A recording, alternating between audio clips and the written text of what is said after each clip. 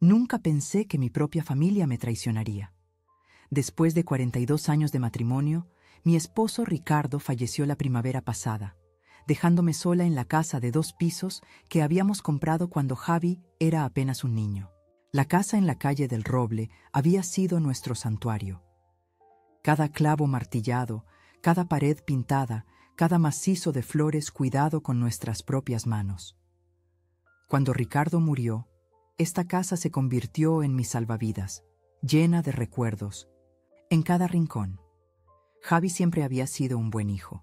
Llamaba con frecuencia y nos visitaba en las fiestas. Cuando conoció a Melissa en su despacho de contabilidad, me alegré muchísimo. Parecía perfecta, inteligente, educada y hacía reír a mi hijo de una manera que no había oído desde que era un adolescente. Su boda fue pequeña pero hermosa, celebrada en nuestro jardín trasero bajo el roble que Ricardo había plantado cuando nos mudamos. Recuerdo verlos bailar bajo las guirnaldas de luces, pensando en lo afortunada que era de que mi hijo hubiera encontrado a alguien tan maravillosa. Problema comenzó 6 meses después de la boda. Javi llamó una noche, con voz vacilante. Mamá, Melissa y yo estamos teniendo algunas dificultades económicas. El alquiler del piso en el que vivimos ha vuelto a subir y con los préstamos estudiantiles. No necesitó terminar. Sin dudarlo, los invité a mudarse conmigo. La casa era demasiado grande para una sola persona de todos modos y me había sentido sola. Será solo por 1 año, mamá, prometió Javi, hasta que ahorremos lo suficiente para la entrada de una casa. Llegaron con un camión de mudanzas. El fin de semana siguiente. Había despejado la habitación de invitados y el antiguo despacho de Ricardo, haciendo sitio para sus pertenencias. Melissa me abrazó con fuerza en la puerta. «Eres un salvavidas, Elena», dijo. «Haremos que esto funcione, lo prometo». Los primeros meses fueron bastante agradables. Cenábamos juntos la mayoría de las noches, compartiendo historias y risas. Le enseñé a Melissa a preparar el estofado favorito de Ricardo y ella me enseñó a usar Instagram para mantenerme en contacto con viejos amigos. Pero poco a poco, las cosas empezaron a cambiar. Pequeños comentarios al principio, sugerencias sobre la actualización de los anticuados armarios de la cocina, observaciones sobre las desordenadas estanterías llenas de la colección de biografías históricas de Ricardo. «Este lugar tiene mucho potencial», decía Melissa, mirando fotos de renovaciones en su teléfono. «Podríamos convertirlo en algo realmente especial». Yo sonreía y asentía, sin querer crear roces. Este era mi hogar, pero también quería que ellos se sintieran cómodos. Luego vinieron los cambios. Regresé de mi partida semanal de cartas para encontrar la sala de estar reorganizada, el sillón reclinable de Ricardo relegado al sótano, reemplazado por un elegante sofá de cuero que nunca había visto. «Lo encontramos en una venta de bienes», explicó Melissa cuando me quedé sin palabras en la entrada. Los muebles viejos le estaban provocando alergias a Javi. Javi, que nunca había sufrido de alergias en su vida, simplemente se encogió, de hombros con aire de disculpa desde detrás de su portátil. Me tragué mis objeciones y me retiré a mi dormitorio, el único espacio que permanecía intacto. Luego vinieron las discusiones financieras, sutiles al principio, menciones del aumento del impuesto sobre bienes inmuebles, el coste de mantener una casa antigua, las facturas de la calefacción durante los inviernos de Madrid. «Sabes, mamá», dijo Javi una noche, «podría tener sentido poner la casa a nuestro nombre por motivos de planificación patrimonial, para ahorrar en impuestos de sucesiones más adelante». Sentí un escalofrío que no tenía nada que ver con el aire de noviembre que se colaba por las ventanas. «No lo había pensado», respondí con cuidado. «Probablemente debería hablar con Lorenzo sobre eso». Lorenzo había sido el abogado de nuestra familia desde antes de que naciera Javi. «No hace falta molestarlo», interrumpió Melissa rápidamente. «Mi prima trabaja en derecho inmobiliario. Puede preparar los papeles gratis». La presión aumentó durante las semanas siguientes. Aparecieron documentos en la encimera de la cocina para que los firmara. Conversaciones sobre mi memoria frágil, cuando no podía recordar haber aceptado transferir la escritura. Comentarios sobre cómo cuidarían de mí cuando llegue el momento, como si ese momento fuera inminente a pesar de mi salud aún perfecta a los 73 años. Empecé a encontrar mi correo ya abierto, extractos bancarios que faltaban, mis frascos de recetas reorganizados. Las llamadas de mis amigos iban misteriosamente al buzón de voz. Las paredes de mi propia casa parecían cerrarse a mi alrededor. El punto de inflexión llegó un martes por la mañana. Había bajado temprano para disfrutar de mi café en paz antes de que la casa se despertara. Al pasar por el estudio de Ricardo, ahora convertido en la oficina en casa de Melissa, oí su voz a través de la puerta parcialmente abierta. El abogado dice que una vez que firme estos papeles, la casa es legalmente nuestra. Podemos hacer lo que queramos con ella, decía Melissa en voz baja. Y con el mercado en este barrio, podríamos venderla por el triple de lo que pagaron. Javi es demasiado sentimental, pero he estado trabajando en él. ¿Y qué hay de su madre?, respondió una voz a través de lo que debía ser el altavoz. De un teléfono. Se está confundiendo. El médico dice que son los primeros signos de demencia. Solo estamos ayudando a gestionar sus asuntos. La mentira salió de su boca con tanta facilidad que me robó el aliento. Retrocedí en silencio, con el corazón palpitando. No había habido ninguna cita con el médico, ningún diagnóstico. La habitación giró a mi alrededor cuando me di cuenta. No estaban aquí para ahorrar dinero para su propia casa. Habían venido a llevarse la mía. Esa noche, yacía, despierta en mi cama, mirando el techo que Ricardo y yo habíamos pintado juntos cuando nos mudamos. El dolor de la traición se sentía físico, como un cuchillo entre las costillas. Mi propio hijo, a quien había criado con amor y sacrificio, estaba permitiendo que su esposa conspirara contra mí. O peor aún, participando él mismo en el plan. Pero bajo el dolor, algo más se estaba agitando. Una chispa de desafío que no había sentido en años. Ricardo siempre decía que tenía una columna vertebral de acero cuando importaba. «Eres tranquila hasta que dejas de serlo, Elena», bromeaba después de verme enfrentarme a los directores del colegio o a vecinos irracionales. Bueno, ahora importaba. Esta casa no eran solo paredes y un techo, era la vida que Ricardo y yo habíamos construido juntos. Nuestra historia, nuestros recuerdos. Y no permitiría que me la robaran con manipulación y mentiras. Al amanecer, tomé una decisión. No los confrontaría, todavía no. Primero, necesitaba entender exactamente qué estaban planeando. Y luego, cuando fuera el momento adecuado, les mostraría a ambos que subestimarme fue el mayor error que podrían haber cometido. A la mañana siguiente, me desperté con una claridad que no había sentido en meses. Mientras Melissa y Javi dormían arriba, me vestí en silencio y salí de la casa. El aire otoñal era fresco. Las hojas crujían bajo mis pies mientras caminaba las 6 manzanas hasta la casa de Marta. Marta había sido mi mejor amiga desde que nuestros hijos jugaban en la misma clase de jardín de infantes hace 35 años. Si alguien me ayudaría sin hacer preguntas, sería ella. «Elena, ¿qué te trae por aquí tan temprano?» Marta abrió la puerta en bata, con una taza de café en la mano, y la preocupación cruzó inmediatamente su rostro al ver mi expresión. Dios mío, ¿qué ha pasado? Dentro de su cálida cocina, las palabras brotaron de mí como agua de una presa rota. Los sutiles cambios en el comportamiento de Melissa, la creciente distancia de Javi, el correo abierto, la conversación telefónica, susurrada. Marta escuchó sin interrumpir. Su expresión se oscurecía con cada nuevo detalle. «¿Esos pequeños astutos?» Se contuvo. «¿Los has confrontado?» Negué con la cabeza, explicando mi plan de reunir información primero. «Necesito saber exactamente lo que han hecho antes de hacer mi movimiento». Marta me apretó la mano. «Te quedarás aquí conmigo unos días. Diles que me estás ayudando a recuperarme de mi cirugía de rodilla». No era del todo mentira. Marta se había operado 2 meses antes.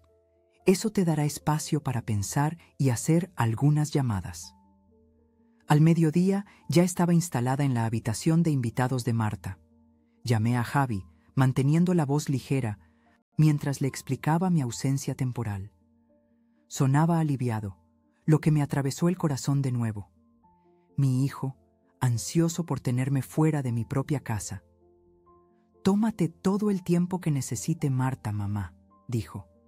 «Nosotros nos encargaremos de todo en casa». «Estoy segura de que lo harás», pensé, pero no lo dije. Esa tarde, Marta me llevó al despacho de Lorenzo Goldstein en el centro. Lorenzo había sido nuestro abogado de familia desde que Ricardo y yo compramos nuestra primera casa. Ahora, en sus 70, con el pelo plateado y las gafas de leer perpetuamente posadas en la nariz, me saludó con un cálido abrazo. «Elena, ha pasado demasiado tiempo. ¿Cómo te encuentras?» La fachada profesional se resquebrajó ligeramente cuando le expliqué la situación. Lorenzo había conocido bien a Ricardo. Habían jugado al golf juntos durante 20 años. Su mandíbula se tensó visiblemente. «Déjame entender correctamente», dijo, hojeando una carpeta que contenía copias de nuestro testamento y los documentos de la propiedad. «¿Están intentando transferir la escritura sin tu consentimiento informado? ¿Y fabricando condiciones médicas?» «Eso creo», respondí. «No he firmado nada todavía, pero han sido persistentes». Y oí a Melissa discutiendo la venta de la casa con alguien por teléfono. Lorenzo se quitó las gafas, limpiándolas lentamente con un pañuelo, un hábito que reconocí como su gesto de pensar. «Lo primero es lo primero. Estás en tu sano juicio, Elena. Cualquiera que hable contigo durante 5 minutos podría testificarlo. Pero hagámoslo. Oficial». A la mañana siguiente me encontraba en la consulta del Dr. Robles para una evaluación cognitiva completa. Las pruebas duraron casi 3 horas. Ejercicios de memoria, tareas de resolución de problemas, razonamiento verbal. El Dr. Robles había sido mi médico durante más de una década y parecía casi divertido por el procedimiento. «Elena, eres más aguda que la mitad de mi personal», dijo después de revisar mis resultados. «Estaré encantado de proporcionar documentación que indique que no muestras absolutamente ningún signo de deterioro cognitivo». Armada con el informe del médico, volví al despacho de Lorenzo. Asintió con aprobación mientras lo añadía a un archivo cada vez mayor. «He sacado los registros de la propiedad», dijo, extendiendo documentos sobre su escritorio. «La casa sigue únicamente a tu nombre. Ricardo te dejó todo en su testamento, lo que te da autoridad completa sobre todos los bienes». «¿Y qué hay de los documentos que podría haber firmado sin darme cuenta?» «Por eso hice que mi asistente legal buscara en los registros del condado esta mañana. No se han presentado nuevas escrituras o transferencias». Lorenzo se inclinó hacia adelante. «Sin embargo, eso no significa que no hayan preparado papeles que simplemente no se han presentado todavía». Durante los 2 días siguientes, Marta y yo elaboramos una estrategia en la mesa de su cocina. Llamé al banco y puse alertas en todas mis cuentas. Me puse en contacto con la oficina de correos para retener mi correspondencia para recogerla en lugar de que me la entregaran. Incluso visité nuestra caja de seguridad familiar, recuperando copias originales de la escritura, el testamento de Ricardo y nuestro certificado de matrimonio. Cada noche, Javi llamaba con preguntas superficiales sobre la recuperación de Marta, sin preguntar ni una vez cuándo planeaba volver. Durante una llamada, oí a Melissa de fondo dirigiendo a los contratistas sobre abrir el espacio de la cocina. Ya estaban renovando mi casa en mi ausencia. Al 4.º día en casa de Marta, recibí una llamada de una vecina, Bárbara, que vivía al otro lado de la calle. «Elena, espero no estar entrometiéndome, pero hay un contenedor en tu entrada. Están tirando muebles, incluida esa hermosa vitrina que Ricardo restauró para ti». Mis rodillas flaquearon y me hundí en el sofá de Marta. La vitrina había sido de mi abuela, restaurada con cariño por Ricardo como regalo de aniversario 15 años atrás. Contenía nuestra vajilla de boda y las copas de cristal que usábamos para ocasiones especiales. Hice fotos, continuó Bárbara, con la voz tensa por la desaprobación, por si las necesitabas. Esa noche me senté sola en la habitación de invitados de Marta, rodeada de los documentos que Lorenzo me había dado. El dolor se había cristalizado en algo más duro, algo que enderezaba mi espalda y secaba mis lágrimas. Abrí mi portátil, un regalo de Ricardo, que había insistido en que aprendiera a navegar por el mundo digital por si acaso. Por si acaso qué, no lo había especificado. Quizás por si acaso nuestro hijo y su esposa decidieran robar nuestra casa. Escribí un correo electrónico cuidadoso a Lorenzo, exponiendo un plan que habíamos discutido. Su respuesta llegó en cuestión de minutos. Proceda como se discutió. Los documentos están preparados. La justicia será rápida. Marta me encontró todavía en el ordenador 1 hora después. Dejó una taza de té a mi lado sin hablar. Luego se sentó en el borde de la cama. «¿Qué harás cuando termine?», preguntó en voz baja. «¿Cuando hayas recuperado tu casa?». No había pensado tan lejos, tan centrada estaba en reclamar lo que era mío. «Vivir», dije finalmente, «en mis propios términos, en la casa que Ricardo y yo construimos». «¿Y Javi?», la voz de Marta era suave. «¿Sigue siendo tu hijo?». La pregunta me provocó una nueva ola de dolor. «No lo sé», admití. «No sé si podremos arreglar esto». Esa noche soñé con Ricardo. Estábamos sentados en el columpio de nuestro porche trasero, viendo las luciérnagas elevarse desde el jardín mientras el anochecer nos envolvía. «Tú siempre fuiste la fuerte», dijo, su voz tan clara como si estuviera realmente a mi lado. Yo solo hacía más ruido con las cosas. Me desperté antes del amanecer, con el sueño aún vívido en mi mente. Por primera vez desde que descubrí el plan de Melissa, me sentí segura de lo que tenía que hacer, no solo para reclamar mi casa, sino para reclamar mi vida y mi dignidad junto con ella. Me duché y me vestí con esmero, seleccionando el traje azul que había llevado al funeral de Ricardo. Marta levantó una ceja cuando salí de la habitación de invitados. «Parece que te diriges a la batalla», observó, sirviendo café en una taza de viaje para mí. «En cierto modo, lo estoy», respondí, aceptando el café con gratitud. «Pero es una batalla que pienso ganar». Lorenzo llamó mientras salía de casa de Marta. «Todo está en su sitio», dijo. «El alguacil nos encontrará allí a las 10».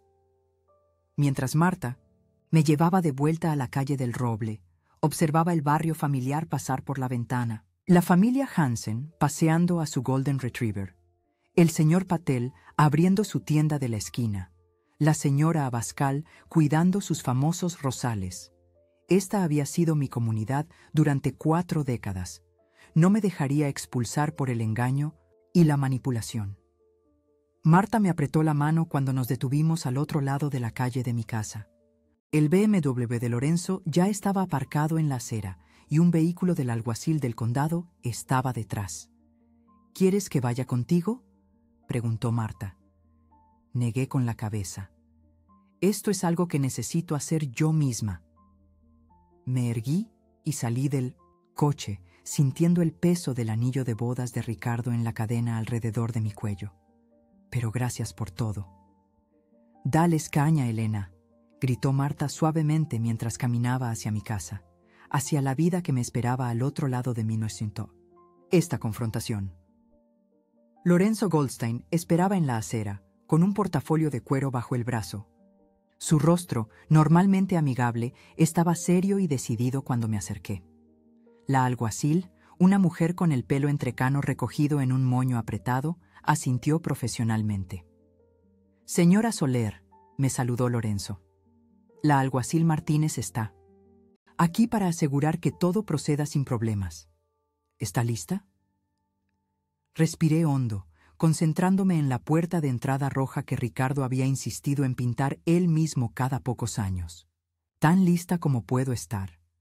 La alguacil Martínez habló en voz baja.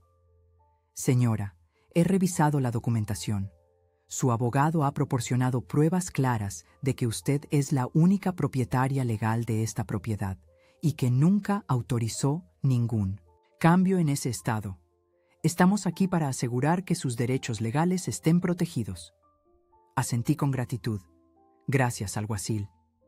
La mano de Lorenzo en mi hombro fue tranquilizadora mientras caminábamos por el sendero de piedra hasta la puerta principal. En lugar de usar mi llave, toqué el timbre, una extraña en mi propia casa. Melissa respondió, su expresión cambiando rápidamente de confusión a sorpresa y a una hostilidad mal disimulada cuando vio quién estaba en el porche. Llevaba vaqueros, de diseño y uno de mis delantales, el bordado a mano que había hecho mi madre. «Elena, no te esperábamos de vuelta tan pronto». Sus ojos se desviaron hacia Lorenzo y la alguacil. «¿Qué está pasando? ¿Por qué están estas personas contigo?» «Creo que deberíamos discutir esto dentro», dije con calma. «¿Dónde está Javi?» «Está en el trabajo, por supuesto». La voz de Melissa tenía un toque de pánico. No hizo ningún movimiento para dejarnos entrar. La alguacil Martínez dio un paso adelante ligeramente. «Señora, soy la alguacil Martínez. Necesitamos entrar para discutir un asunto legal relacionado con esta propiedad». El rostro de Melissa palideció, pero tenía pocas opciones con un oficial presente. Dio un paso atrás, permitiéndonos entrar en el vestíbulo. Los cambios en 1900, mi casa en solo 5 días, eran impactantes. El perchero antiguo, donde habíamos colgado abrigos durante décadas, desaparecido. Las fotos familiares que habían adornado la escalera, reemplazadas por arte genérico. Los suelos de madera estaban cubiertos con lonas y el olor a pintura fresca impregnaba el aire. «¿De qué se trata esto?», exigió Melissa, cruzando los brazos a la defensiva. Lorenzo abrió su portafolio sobre la mesa del comedor. Al menos eso quedaba, aunque rodeado de sillas desconocidas.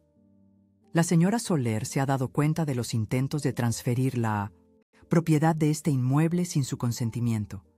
También se le ha informado de que se están realizando alteraciones significativas sin su permiso. «Eso es ridículo», se burló Melissa, aunque su voz temblaba ligeramente.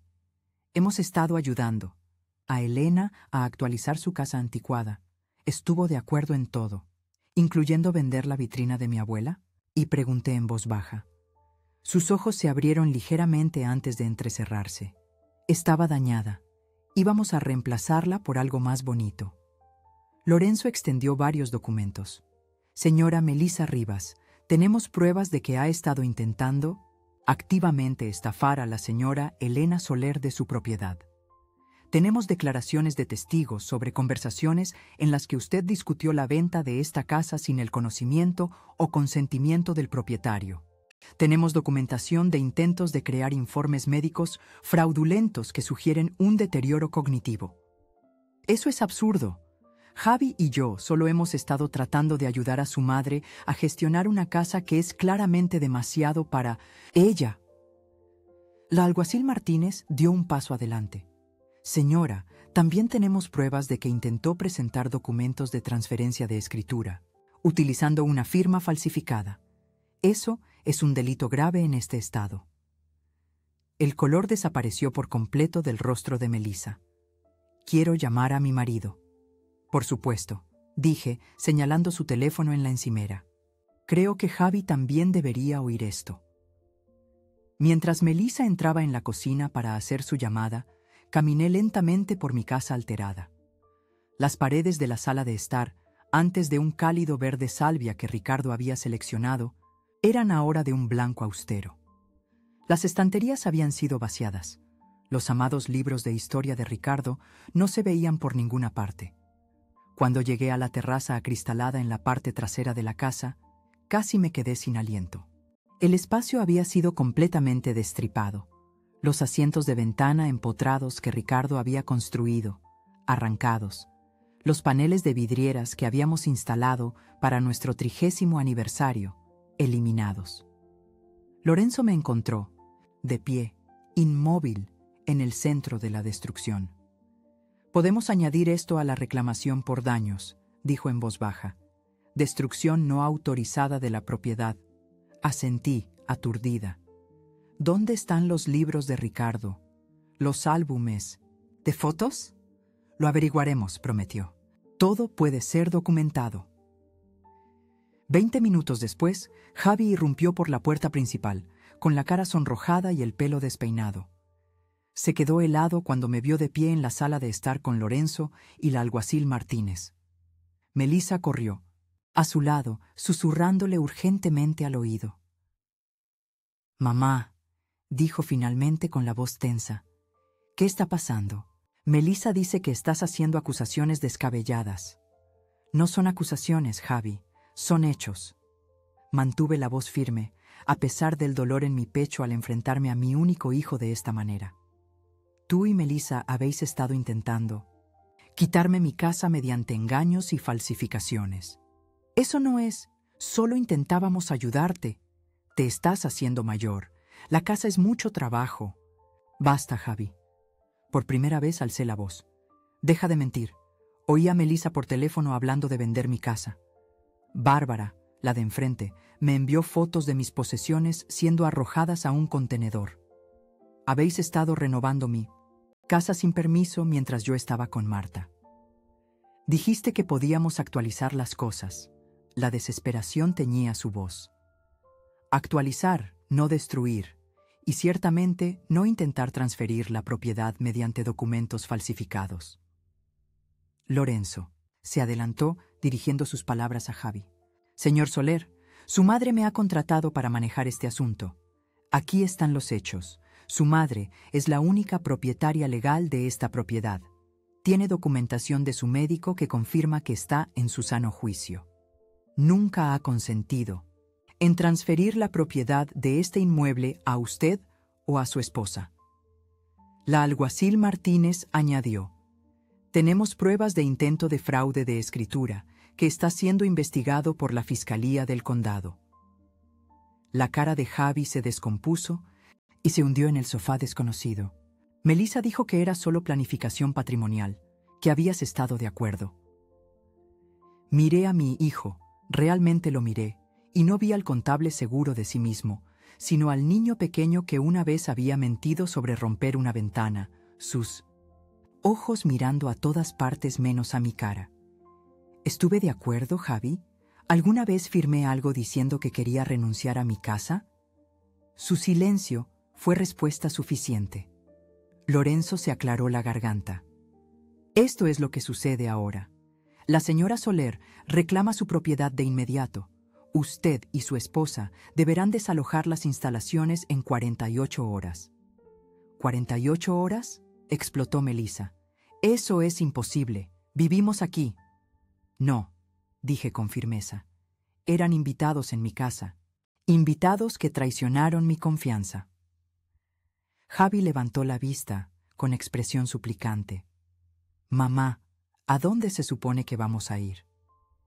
Por un momento, mi resolución vaciló. Este era mi hijo, mi único hijo. Pero luego recordé el correo, abierto, las conversaciones susurradas, las mentiras sobre mi capacidad mental. La herida era demasiado reciente, la traición demasiado profunda.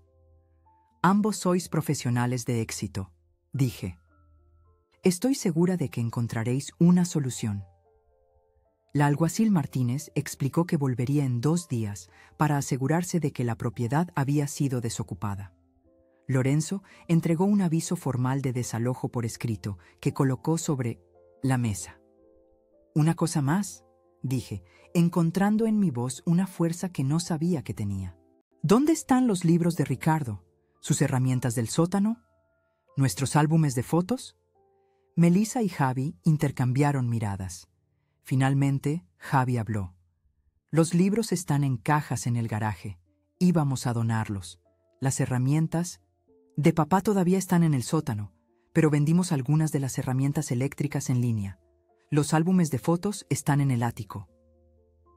Cada palabra era otro corte en mi corazón, pero me negué a mostrarlo. «Espero que todo lo que queda esté aquí cuando os vayáis. Cualquier cosa que falte se añadirá a la denuncia». Mientras nos preparábamos para irnos, me volví hacia mi hijo. «Confié en ti, Javi, con todo lo que tenía. Nunca pensé que intentarías quitarme la única casa que he conocido durante 40 años. Mamá, no fue así. Nosotros solo... Guárdatelo para tu declaración al fiscal, interrumpió Lorenzo. Cualquier comunicación adicional debe pasar por mí. Afuera, el aire otoñal se sentía purificador después de la tensión de la casa. Marta esperaba en su coche al otro lado de la calle, observando con ansiedad. Le hice un gesto para que supiera que estaba bien. ¿Y ahora qué?, le pregunté a Lorenzo mientras la alguacil Martínez volvía a su vehículo. Ahora déjame encargarme de los aspectos legales mientras encuentras un lugar donde quedarte los próximos 2 días. Después de que se hayan ido, cambiaremos las cerraduras y podrás volver a casa. Sus amables ojos me evaluaron. ¿Estarás bien en casa de Marta un poco más? Asentí, de repente agotada. Estaré bien. Elena, dijo Lorenzo, poniendo una mano en mi hombro. Ricardo estaría orgulloso de ti, defendiéndote de esta manera. Las lágrimas amenazaron, pero las contuve. Siempre decía que era más dura de lo que parecía. Esa noche, de vuelta en la habitación de invitados de Marta, me senté en el borde de la cama sosteniendo la única foto familiar que había guardado en mi bolso, la graduación universitaria de Javi. Ricardo y yo, flanqueando a nuestro hijo, todos radiantes de orgullo y esperanza por el futuro. ¿Cómo habíamos llegado a esto? ¿En qué me había equivocado como madre para que mi hijo pudiera participar en semejante traición? Marta trajo té y se sentó a mi lado, sin decir nada mientras yo lloraba en silencio. No por la casa, eso lo recuperaría. No por las posesiones, las cosas se podían reemplazar. Lloré por la relación que quizás nunca se recuperaría, por la confianza que se había roto irrevocablemente. Sigue siendo tu hijo, dijo Marta suavemente después de que mis lágrimas cesaran. La gente comete errores terribles. Algunos. Errores no se pueden deshacer, respondí, dejando la foto en la mesita de noche. Algunas traiciones cortan demasiado profundo. Quizás, pero recuerda lo que Ricardo siempre decía sobre el perdón. Lo recordaba. Ricardo, que había perdonado a su propio padre por años de ausencia, creía que el perdón no se trataba de excusar la ofensa, sino de liberarte de su poder sobre ti. Todavía no he llegado a ese punto, admití. Necesito tiempo. Marta asintió. Tómate todo el tiempo que necesites, pero no cierres la puerta por completo. La vida es demasiado corta y la familia, incluso la familia imperfecta, es demasiado preciosa. 2 días después, Lorenzo llamó para confirmar que Javi y Melissa habían desocupado la propiedad como se les había exigido. Un cerrajero había cambiado todas las cerraduras y el código de seguridad se había restablecido. «Es seguro volver a casa ahora, Elena», dijo. «Aunque debo advertirte que hay un trabajo significativo por hacer para restaurar lo que han cambiado». «Lo sé», respondí, «pero sigue siendo mi casa. Y ahora es verdaderamente mía de nuevo». Marta me llevó a casa un jueves por la mañana, su coche familiar lleno de las pocas pertenencias que había llevado a su casa. Entramos en el camino de entrada, donde solo 2 días antes había estado un contenedor lleno de pedazos de mi vida. La casa se veía extrañamente silenciosa desde el exterior. No había camiones de contratistas, ni extraños sacando muebles, solo mi casa esperando mi regreso. «¿Quieres que entre contigo?», preguntó Marta mientras apagaba el motor. Negué, con la cabeza. «Esto es algo que necesito hacer sola». Me apretó la mano. «Llámame más tarde. Traeré la cena». La nueva llave se sentía extraña en mi palma mientras abría la puerta principal. La casa olía a pintura fresca y a algo más, a vacío. Me quedé en el vestíbulo escuchando el silencio. Ningún crujido de tablas del suelo bajo pasos familiares. Ninguna televisión murmurando desde el estudio. Solo el suave tic-tac del reloj de pie que los padres de Ricardo nos habían regalado para nuestro 10º aniversario. De alguna manera, había sobrevivido a la purga. Moverse por las habitaciones era como caminar por un sueño a medio recordar. La estructura de mi casa permanecía, pero mucho había cambiado. Las paredes de la sala de estar, ahora de un blanco austero en lugar de verde salvia, hacían que el espacio se sintiera más frío, más clínico. La cocina había sido parcialmente demolida, las puertas de los armarios retiradas, las encimeras despejadas para ser reemplazadas. La mesa del comedor permanecía, aunque las sillas que había retapizado con cariño años atrás habían desaparecido, reemplazadas por asientos de acrílico modernos que parecían incómodos y poco acogedores. Arriba, la habitación de invitados donde se habían alojado Javi y Melissa estaba vacía, salvo por una sola cómoda. Su baño relucía con nuevos accesorios que no habían tenido tiempo de disfrutar. Me detuve en la puerta de mi dormitorio, medio asustada de lo que podría encontrar, pero permanecía en gran parte intacto. Quizás habían planeado dejar mi espacio para el final en su frenesí de renovación, o quizás un último ápice de respeto les había impedido alterar la habitación donde Ricardo había pasado sus últimos días. El sótano contaba una historia diferente. El taller de Ricardo, su santuario donde había construido pajareras, reparado muebles y enseñado a Javi a usar herramientas, había sido casi vaciado. El panel perforado donde sus herramientas habían colgado en una disposición cuidadosa mostraba solo contornos fantasmales donde antes habían estado martillos, sierras y llaves. Su banco de trabajo permanecía, marcado con décadas de proyectos, pero su amada sierra de mesa había desaparecido, junto con su fresadora y el torno que había ahorrado durante meses para comprar. En el rincón más alejado encontré cajas apiladas etiquetadas con la pulcra letra de Melissa, fotos antiguas, libros, donar, cosas de Ricardo. Me dejé caer en un taburete cercano, abriendo la caja más próxima. El equipo de pesca de Ricardo, el sombrero tonto que usaba cada verano en el lago, la caja de madera tallada donde guardaba el reloj de bolsillo de su padre. Sostuve la caja contra mi pecho, lágrimas inesperadas cayendo por mis mejillas. Un golpe en la puerta me sacó de mi ensimismamiento. Lorenzo estaba en el porche con una mujer más joven que no reconocí. «Elena, esta es Rebeca Chen de mi oficina», explicó mientras los dejaba entrar. «Estamos aquí para documentar el estado actual de la propiedad para la demanda civil». Rebeca asintió educadamente, señalando su cámara y su portátil. «Estaré fotografiando todo y creando un inventario de los artículos desaparecidos o dañados». Durante las siguientes 3 horas, nos movimos metódicamente por la casa. Rebeca fotografió espacios vacíos donde habían estado los muebles, documentó renovaciones a medio terminar y registró mis descripciones de los artículos desaparecidos. Lorenzo tomó notas sobre los cambios estructurales no autorizados, paredes abiertas sin permisos, trabajos eléctricos realizados por contratistas no certificados, fontanería alterada incorrectamente. «La buena noticia», dijo Lorenzo mientras terminábamos la evaluación, «es que la casa está estructuralmente sólida.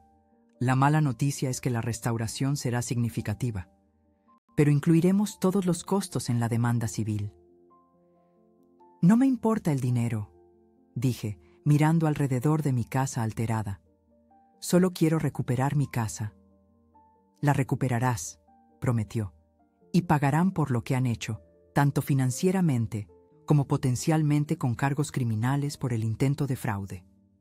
Después de que Lorenzo y Rebeca se fueran, me senté sola en el asiento de la ventana de mi dormitorio, el único lugar que se sentía intacto por la traición. El sol se estaba poniendo, proyectando largas sombras sobre el jardín donde Javi había aprendido a andar en bicicleta, donde Ricardo y yo habíamos plantado un jardín cada primavera, donde nuestra familia había construido una vida. El roble que Ricardo había plantado cuando nos mudamos se había vuelto enorme, sus hojas ahora doradas y carmesí con la estación. El timbre sonó de nuevo. Marta estaba en el porche con 2 grandes bolsas de la compra y una expresión decidida. «Sé que dijiste que querías estar sola», dijo, pasando a mi lado hacia la cocina. «Pero nadie debería comer solo en su primera noche en casa». Mientras desempacaba recipientes de sopa casera y pan fresco, Me encontré sonriendo por primera vez en días. Comimos en la encimera de la cocina, sentadas en los únicos 2 taburetes que quedaban, y Marta llenó el silencio con chismes del vecindario e indignación en mi nombre. Patty Winters los vio cargando un camión de mudanzas ayer, informó entre cucharadas de sopa. Dijo que parecían como si los hubieran pillado robando del cepillo de la iglesia. ¿A dónde fueron?, pregunté, sorprendiéndome a mí misma con la pregunta. Marta se encogió de hombros. Se rumorea que se alojan en un hotel mientras buscan un apartamento. Javi sigue yendo a trabajar al bufete del centro. Asentí, sin saber cómo sentirme, acerca de que mi hijo continuara su vida normal a solo unos kilómetros de distancia mientras la mía había sido trastocada. Una parte de mí quería que sufriera como yo. Otra parte, la madre en mí, se sentía aliviada de que todavía tuviera su trabajo. Después de que Marta se fuera, me enfrenté a la perspectiva de mi primera noche sola en mi casa recuperada. El silencio se sentía diferente ahora, no pacífico como lo había sido después de la muerte de Ricardo, sino hueco. Me preparé una taza de té y la subí, pasando por la habitación vacía donde había crecido Javi. El papel pintado de dinosaurios que habíamos colgado cuando tenía 7 años había sido arrancado, dejando la pared desnuda. Otro pedazo de historia, borrado.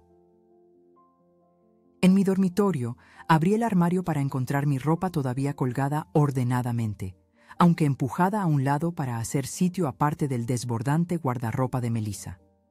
Saqué los artículos que quedaban de ella, colocándolos en una caja para ser devueltos a través de Lorenzo. Mientras lo hacía, noté algo empujado al fondo del estante. El viejo álbum de fotos de Ricardo, el que guardábamos para las fotos familiares especiales. Lo bajé y me acomodé en la cama, abriéndolo por la primera página. Ricardo sosteniendo al recién nacido Javi en el hospital. Los primeros pasos de Javi en nuestro jardín. Ricardo enseñando a Javi a pescar en la casa del lago de sus padres. Navidades familiares, cumpleaños, graduaciones, una historia visual de amor y sacrificio. Hacia el final había fotos de la boda de Javi. Ricardo ya estaba enfermo entonces, aunque no sabíamos cuánto tiempo le quedaba. En una foto, Ricardo estaba entre Javi y Melissa, con el brazo alrededor de cada uno de ellos, su sonrisa cansada pero genuina. Había acogido a Melissa en nuestra familia sin reservas, creyendo que Javi había elegido bien. «Oh, Ricardo», susurré a la habitación vacía, «¿qué harías ahora?». Casi podía oír su voz, práctica y amable. Un día a la vez, Elenita. Una habitación a la vez. Reconstruye lo que importa. Esa noche dormí en nuestra cama. Mi cama ahora, rodeada de recuerdos tanto dolorosos como preciosos. Por la mañana comenzaría el trabajo de reclamar mi espacio, de reconstruir lo que había sido dañado. La casa era mía de nuevo, pero hacerla verdaderamente un hogar requeriría más que documentos legales y cerraduras cambiadas. Requeriría coraje, determinación y tiempo. Mientras me dormía, me di cuenta de algo que no había reconocido antes. En su intento de quitármelo todo, Javi y Melissa habían despertado sin querer una fuerza que había olvidado que poseía. Habían intentado hacerme desaparecer, borrarme de mi propia vida.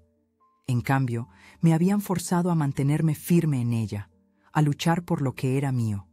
Y en esa lucha me había encontrado a mí misma de nuevo. La primera semana de vuelta. En mi casa pasó en un torbellino de contratistas, presupuestos y decisiones. La cocina a medio demoler necesitaba atención inmediata. En algunas áreas estábamos hasta los montantes, con cableado expuesto que el inspector de Lorenzo consideró inseguro. Contraté a Jaime Pérez, un contratista con el que Ricardo había trabajado años atrás para que se encargara de las reparaciones. Recorrió la casa moviendo la cabeza con consternación. «Quienquiera que haya empezado este trabajo no sabía lo que hacía», dijo, examinando los armarios de la cocina parcialmente retirados. «Han comprometido el soporte de sus estantes superiores. Menos mal que lo detectó a tiempo. Las reparaciones serían extensas y costosas. Lorenzo me aseguró que la demanda civil contra Javi y Melissa cubriría los costos, pero el dinero tardaría en materializarse.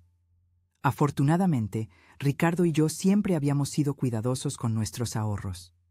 Tenía suficiente para comenzar el trabajo más crítico de inmediato. Las reparaciones emocionales resultaron ser más desafiantes que las físicas. Cada día traía un nuevo recordatorio de la traición.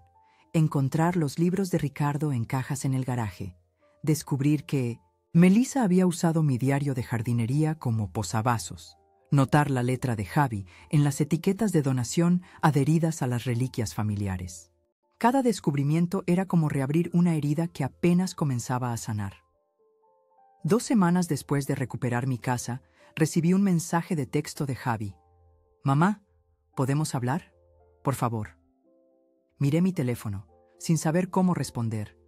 Una parte de mí quería ignorarlo por completo, sacarlo de mi vida tan limpiamente como él había intentado sacarme de la mía. Pero otra parte, la que lo había cuidado durante la varicela, le había enseñado a leer y había celebrado en su graduación universitaria, no podía cortar por completo la conexión. Le mostré el mensaje a Marta tomando un café a la mañana siguiente. Se había autoproclamado mi guardiana no oficial durante la reconstrucción, trayendo comidas y ayudando a clasificar lo que quedaba de mis posesiones. «¿Qué quieres hacer?», preguntó, dejando su taza. «No lo sé», admití. «Todavía estoy muy enfadada, pero es mi único hijo».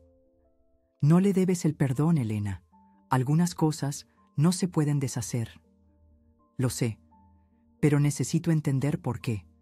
¿Cómo pudo mi propio hijo hacer esto?».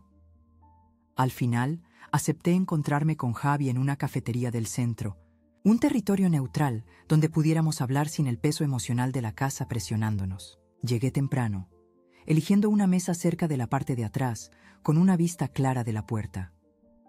Cuando Javi entró, apenas lo reconocí. En solo unas pocas semanas, parecía haber envejecido años. Su rostro, normalmente bien afeitado, lucía una barba incipiente y ojeras oscurecían sus ojos. Me vio y se acercó con vacilación, como si esperara que lo echara. Le indiqué la silla frente a mí, sin decir nada. «Mamá», comenzó, con la voz áspera. «Gracias por recibirme».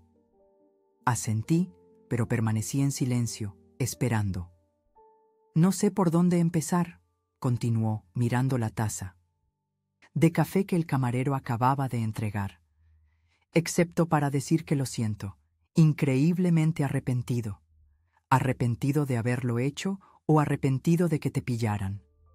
Las palabras salieron más afiladas de lo que pretendía. Javi se estremeció. «Ambas cosas, supongo. Esa es la horrible verdad». Levantó la vista, encontrando mis ojos por primera vez. Sabía que lo que estábamos haciendo estaba mal. Simplemente me convencí de que era lo mejor. «¿Lo mejor para quién, Javi? Ciertamente no para mí».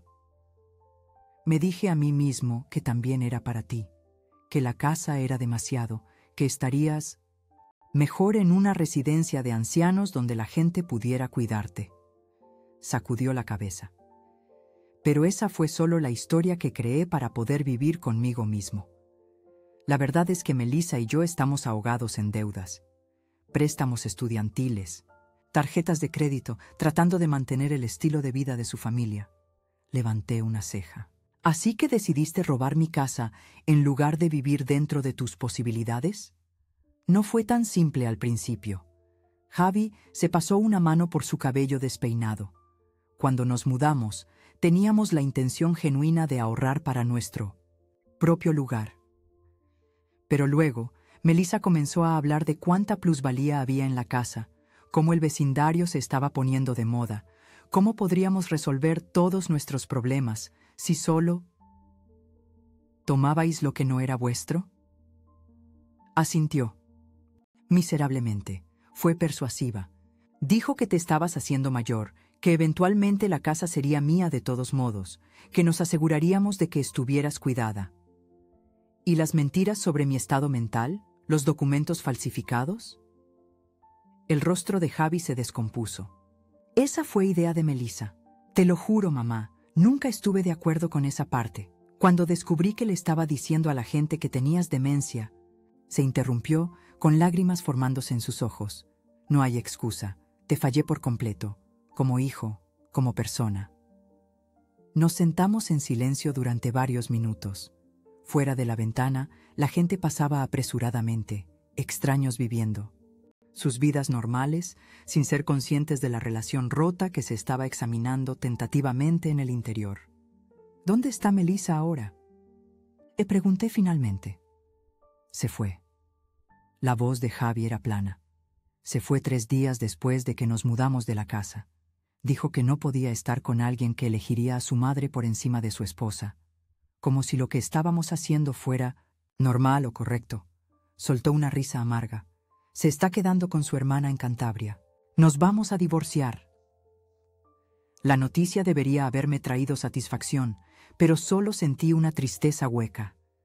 El matrimonio de mi hijo destruido, su vida en ruinas, esto no era lo que yo quería. No pido perdón, continuó Javi.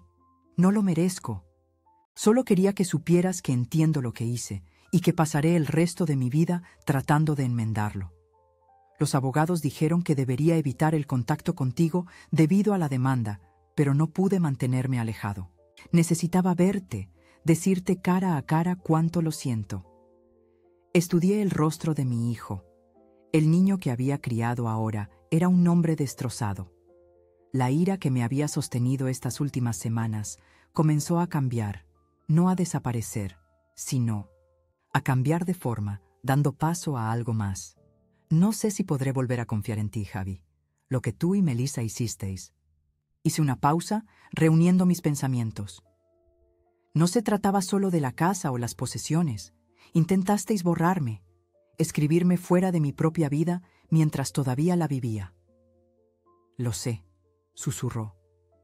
La demanda continuará, dije con firmeza. Tendrás que pagar por las reparaciones y los artículos que faltan. Entiendo. Venderé mi coche, retiraré mi plan de pensiones, lo que sea necesario.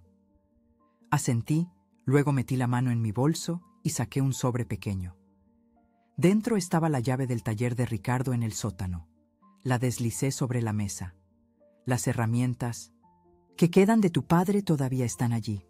Él querría que las tuvieras. Javi se quedó mirando la llave, nuevas lágrimas cayendo por sus mejillas. Mamá, no me merezco. No se trata de lo que te mereces, interrumpí. Se trata de quién elijo ser. No dejaré que lo que hiciste me convierta en alguien llena de amargura. Eso lo aprendí de tu padre. Nos separamos sin un abrazo ni promesas de reconciliación. Solo un frágil reconocimiento de que la puerta entre nosotros permanecía abierta, aunque solo fuera ligeramente. Mientras veía a Javi alejarse, con los hombros encorvados bajo un peso invisible, sentí los primeros atisbos de algo que no esperaba. No exactamente perdón, sino una disposición a considerar un futuro donde la curación podría ser posible. El domingo siguiente, invité a algunos amigos cercanos a cenar, los primeros invitados en mi casa, parcialmente restaurada. Marta, por supuesto, y su esposo Tomás. Bárbara, la de enfrente, que me había alertado sobre el contenedor. Lorenzo y su esposa Diana.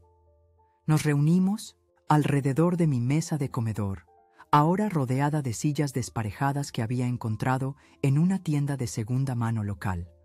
«Un brindis», dijo Lorenzo, levantando su copa, «por Elena, que nos enseñó a todos cómo es el coraje. Y por los nuevos comienzos», añadió Marta con una cálida sonrisa. Más tarde, mientras la velada terminaba, Bárbara me llevó a un lado. «El vecindario no se sentía bien sin tus luces encendidas», dijo. «Te hemos echado de menos». «Es bueno estar en casa», respondí, sorprendida de darme cuenta de lo ciertas que se sentían las palabras a pesar de todo. Esa noche, después de 1900, que mis invitados se hubieran ido, me quedé en el jardín trasero mirando las estrellas. Las mismas estrellas que Ricardo y yo habíamos contemplado innumerables noches de verano. El roble susurraba suavemente con la brisa, sus hojas otoñales restantes brillando a la luz de la luna. Mi casa estaba dañada pero en pie. Mi vida estaba alterada pero continuaba. Mi corazón estaba herido pero latiendo. A lo lejos, un perro ladró. La puerta de un coche se cerró. La vida en el vecindario continuaba su ritmo y yo era parte de él de nuevo. No como la mujer que había sido. Ella se había ido, transformada por la traición y la resiliencia, sino como alguien nuevo, alguien más fuerte, alguien que había luchado por su lugar en el mundo y había ganado. La primavera llegó con una suavidad que parecía casi disculparse por el duro invierno que la había precedido. Las últimas renovaciones finalmente se completaron. Mi cocina, restaurada con gabinetes que evocaban los originales, pero con toques modernos que Ricardo habría apreciado. Las paredes de la sala de estar volvieron a un color cálido, aunque había elegido un azul suave en lugar del anterior verde salvia. El cambio, había aprendido, no siempre era algo que temer. Los procedimientos legales habían concluido con una rapidez sorprendente. Javi no había ofrecido defensa, aceptando toda la responsabilidad y acordando reembolsar cada céntimo de los costos de la restauración. Melissa, a través de su abogado, había intentado distanciarse del plan, presentándose como si simplemente siguiera las órdenes de su esposo. La evidencia, incluida la conversación telefónica grabada que Bárbara había escuchado y varios testigos que recordaban los comentarios de Melissa sobre mi supuesta demencia, había demostrado lo contrario. Al final, el tribunal les ordenó a ambos pagar daños sustanciales. Melissa había huido a Cantabria permanentemente, dejando a Javi solo con la carga financiera. Él había vendido su coche, liquidado sus inversiones y aceptado un segundo trabajo los fines de semana en una firma de contabilidad en el pueblo de al lado. Cada mes llegaba un cheque con una nota de disculpa escrita a mano. Depositaba los cheques, pero dejaba las notas sin abrir en un cajón, aún no lista para sumergirme en el arrepentimiento de Javi. Un martes luminoso de abril estaba plantando nuevos rosales a lo largo de la cerca cuando un coche familiar se detuvo en la entrada. Javi salió con cautela, llevando una gran caja de cartón. «Mamá», llamó suavemente. «¿Está bien si paso un minuto?» Me enderecé, sacudiéndome la tierra de los guantes de jardinería. Nos habíamos visto solo 2 veces desde la reunión en la cafetería hacía meses. Una vez en el juzgado y otra cuando había venido a recoger lo último de sus pertenencias del sótano. Cada encuentro había sido tenso, cargado de emociones no expresadas. «Solo estoy plantando rosas», respondí, señalando la fila a medio terminar. «¿Qué hay en la caja?» Javi se acercó, dejando la caja suavemente en el banco del jardín. «Encontré algunas cosas que pertenecen aquí». Me quité los guantes y miré dentro. Álbumes de fotos que creía perdidos. Los adornos navideños hechos a mano que Javi había creado en la escuela primaria. Una pila de tarjetas de cumpleaños que Ricardo me había dado a lo largo de los años, atadas con una cinta descolorida. Se me hizo un nudo en la garganta. «¿Dónde encontraste esto?» Melissa los había guardado cuando... Vaciló. ¿Cuándo? Estábamos cambiando las cosas. Estaban en un almacén con algunos de nuestros muebles. Los encontré el fin de semana pasado cuando estaba vaciando el trastero. Saqué una pequeña caja de madera que Ricardo había tallado para nuestro 5º aniversario, trazando el patrón incrustado con la punta de mi dedo. El peso de la misma en mis manos se sintió como recuperar una parte de mí misma. «Gracias por traer esto de vuelta», dije simplemente. Javi asintió, moviéndose incómodamente. «He estado viendo a alguien», dijo después de un momento. «A una terapeuta, quiero decir, tratando de entender por qué hice lo que hice, por qué dejé que sucediera». No dije nada, esperando. «Me está ayudando a ver patrones. Como siempre he tratado de complacer a los demás a cualquier costo. Cómo dejé que Melissa controlara las cosas porque era más fácil que defender lo que era correcto». Miró hacia el roble, evitando mis ojos. «No excusa nada, pero estoy tratando de ser mejor». «Eso es bueno, Javi». El jardín se ve bien, dijo, cambiando de tema. A papá le habrían encantado esas rosas. Las amarillas eran sus favoritas. Señalé el espacio vacío al final de 1900. La fila. Voy a plantar una especial allí, una variedad trepadora que siempre quiso probar. Javi miró el rosal restante que esperaba ser plantado, luego la pala apoyada contra la cerca. ¿Necesitas ayuda? La pregunta quedó suspendida entre nosotros, cargada de un significado que iba más allá de la simple tarea en cuestión. En ella yacía una esperanza tentativa, una solicitud de inclusión, la oportunidad de reconstruir algo más que solo un jardín. Lo consideré por un largo momento antes de asentir. Puedes cavar el hoyo, necesita ser el doble de ancho que el cepellón. Trabajamos codo con codo en silencio durante casi una hora, plantando las rosas restantes, esparciendo mantillo, regando las nuevas adiciones. El ritmo familiar de la jardinería junto a mi hijo despertó recuerdos de años anteriores cuando habíamos trabajado juntos en innumerables proyectos de fin de semana. «Mamá», dijo Javi mientras recogíamos las herramientas, «sé que nunca podré deshacer lo que pasó, pero quiero que sepas que pienso en ello todos los días, en lo que casi tiré por la borda. No solo la casa, sino a ti, nuestra relación». Colgué la pala en su lugar en la pared del garaje antes de responder. «Cuando tu padre se estaba muriendo, me hizo prometerle algo. Dijo, no pierdas el tiempo en arrepentimientos, Helenita. La vida es demasiado corta para eso». Me llevó mucho tiempo entender lo que quería decir. Javi esperó, su expresión abierta y vulnerable de una manera que no había visto desde que era un niño. «Pasé meses enfadada contigo, con Melissa, incluso conmigo misma, por no ver lo que estaba pasando antes. Pero finalmente me di cuenta de que esa ira me estaba robando el tiempo que me quedaba, y Ricardo no habría querido eso». «¿Eso significa que me perdonas?», preguntó Javi en voz baja. Negué con la cabeza. El perdón no es algo que se pueda pedir como un regalo. Es algo que sucede cuando la persona que fue herida está lista para dejar esa carga. Todavía no he llegado a ese punto, Javi, pero estoy trabajando en ello. Él asintió, la decepción evidente, pero también la aceptación. Entiendo. Solo te echo de menos, mamá. Después de que se fue, llevé la caja de recuerdos recuperados a la sala de estar, pasando la tarde reencontrándome con piezas de mi historia que había creído perdidas para siempre. Cada foto, cada recuerdo, cada nota escrita a mano era un hilo que me reconectaba con el tapiz de mi vida. Esa noche, Marta llamó para ver cómo estaba, como hacía la mayoría de los días. Le conté sobre la visita de Javi y los recuerdos devueltos. «¿Y cómo te sientes al verlo?», preguntó con cuidado. «Conflictiva», admití.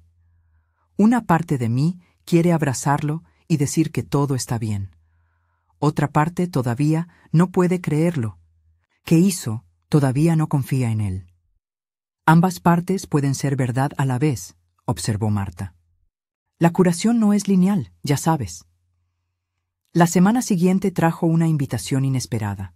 El centro cívico organizaba un taller para personas mayores sobre cómo protegerse de la explotación financiera y el abuso a personas mayores. Le habían pedido a Lorenzo que hablara sobre las salvaguardias legales y él había sugerido que yo también podría compartir mi experiencia. Mi instinto inicial fue declinar. Mi calvario había sido profundamente personal, no algo que quisiera discutir con extraños. Pero cuanto más lo consideraba, más reconocía el valor potencial de mi historia. ¿Cuántos otros podrían estar enfrentando situaciones similares, sintiéndose solos e impotentes? El día del taller, me paré frente a una sala de unas 30 personas, la mayoría de mi edad, algunas mayores, unas pocas más jóvenes. Mis manos temblaban ligeramente mientras ajustaba el micrófono, pero mi voz se mantuvo firme cuando comencé. Hace un año, pensaba que sabía lo que significaba la familia. Creía que el amor era incondicional y que mi hogar era mi santuario. Luego mi hijo y su esposa intentaron quitármelo todo, y aprendí que a veces la mayor amenaza proviene de aquellos en quienes más confiamos. Durante 15 minutos compartí mi experiencia, la manipulación sutil, el control creciente, la traición final y la batalla legal. Hablé de la vergüenza que había sentido inicialmente, preguntándome si de alguna manera había invitado a este tratamiento por ser demasiado confiada, demasiado generosa. Pero me di cuenta de algo importante, concluí. Ser victimizada no te hace débil. Luchar no te amarga, te convierte en una superviviente. Y los supervivientes tienen una sabiduría que otros necesitan escuchar.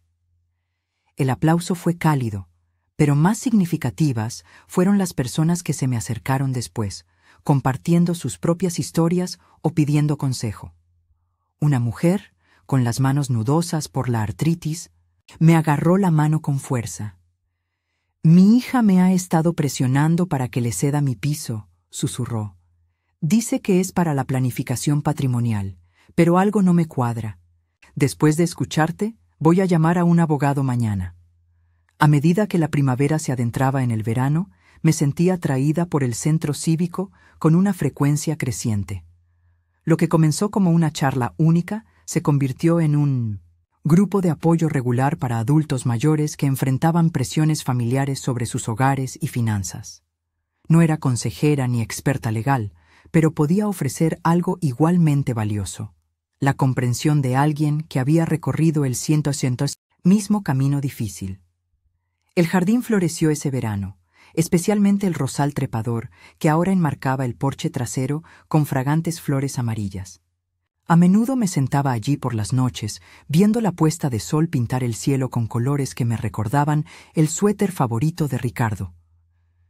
Javi pasaba cada pocas semanas, generalmente con alguna pequeña ofrenda: una planta para el jardín, un libro que pensaba que podría gustarme, una vez incluso una pajarera hecha a mano que había hecho con las herramientas de su padre. Estábamos encontrando nuestro camino hacia una nueva relación, diferente a la de antes. Más cautelosa por mi parte, más respetuosa por la suya. Si alguna vez se curaría por completo, seguía siendo incierto, pero el esfuerzo en sí mismo se sentía que valía la pena.